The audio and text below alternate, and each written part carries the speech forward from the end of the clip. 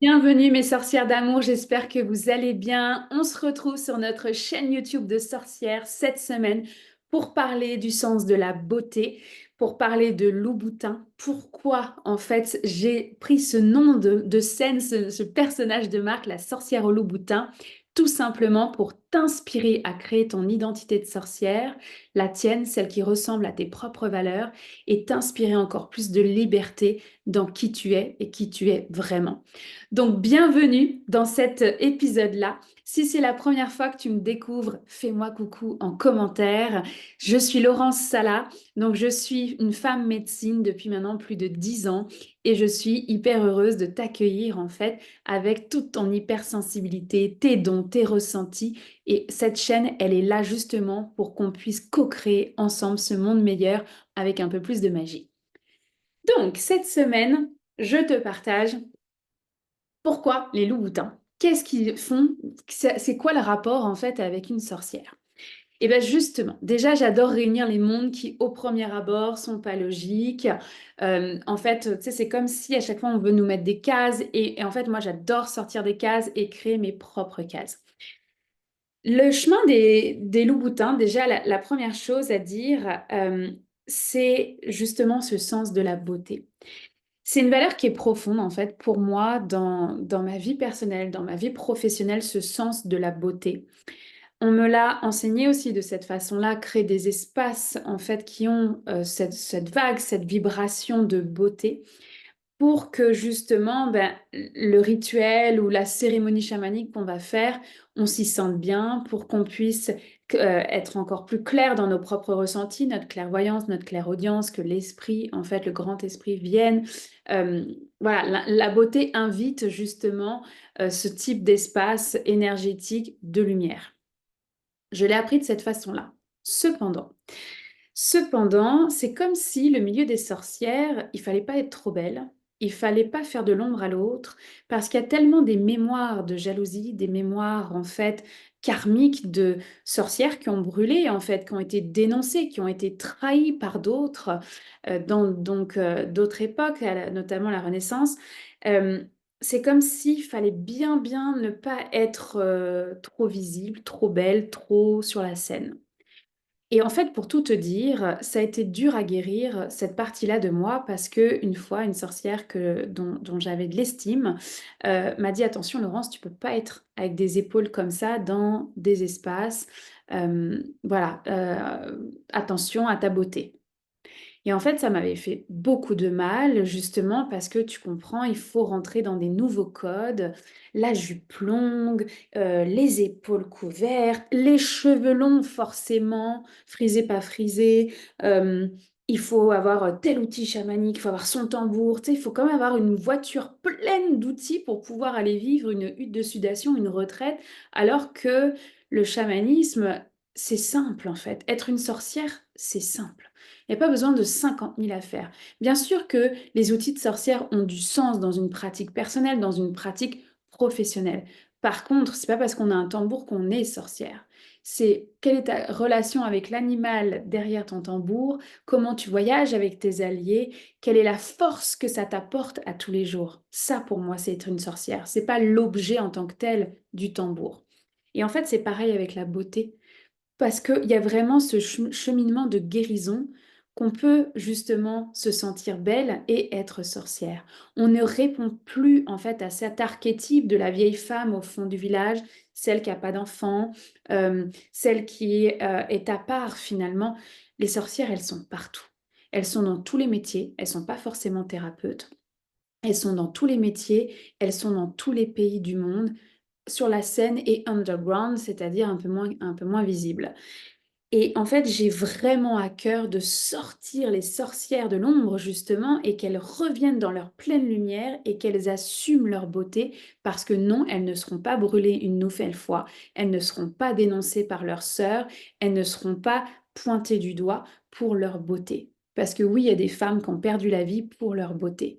Mais ça, c'est terminé, en fait. On est en sécurité. On est ces sorcières-là, en fait, avec notre sens de la beauté in-out, intérieur, extérieur.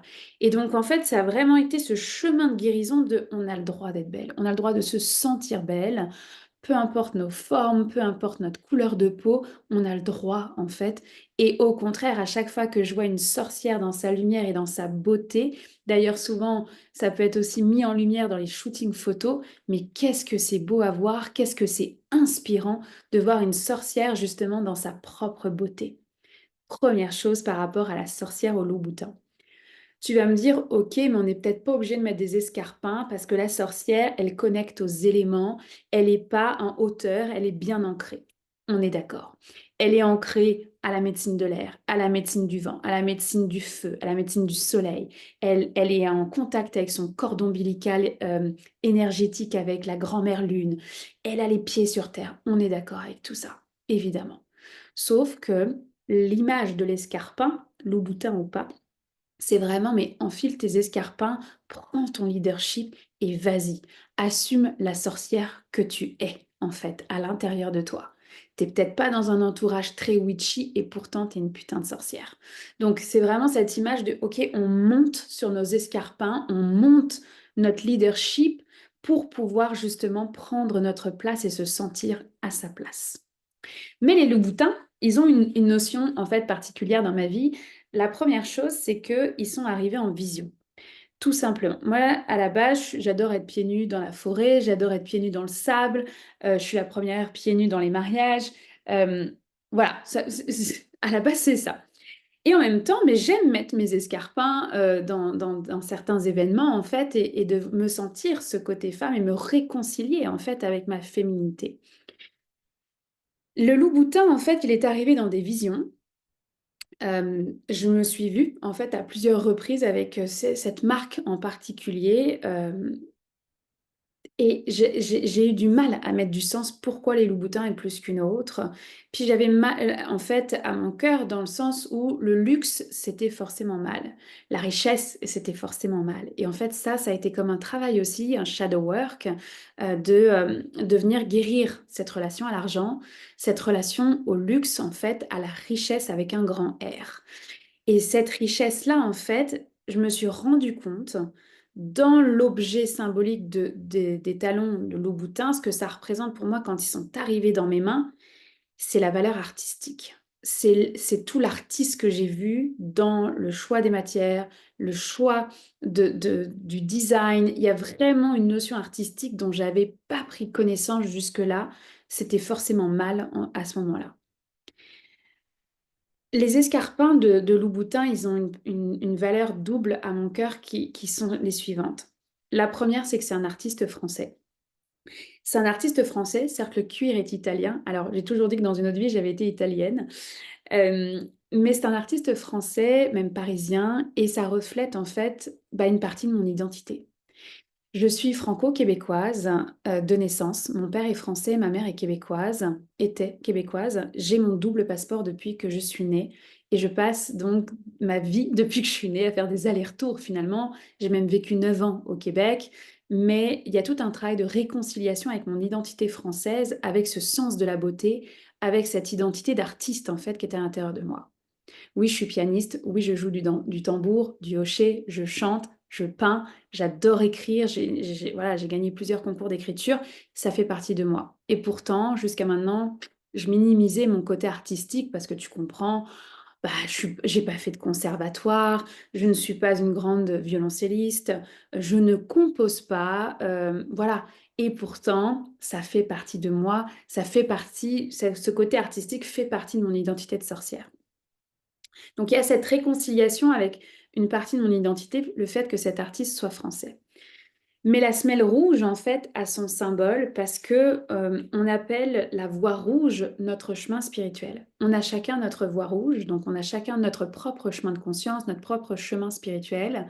Et je trouve ça super symbolique, en fait, que ça soit en dessous, sur la semelle, en fait, de l'escarpin, parce que oui, je marche ma voie rouge à ma façon, avec mes valeurs.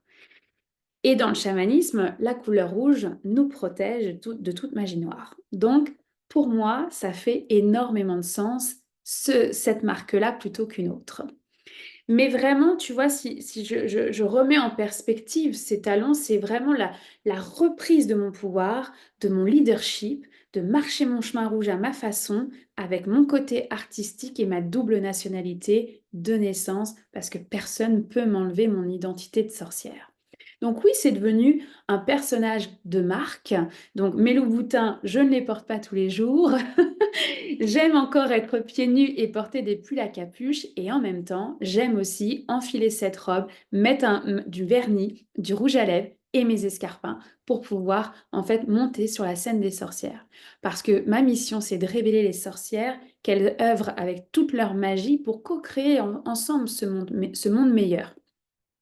Donc oui, ça a été difficile pour moi de reprendre, d'identifier et accepter et embrasser mon identité de sorcière, embrasser ce leadership, de monter sur mes escarpins, monter sur la scène au nom de toutes les sorcières finalement et de tous les magiciens.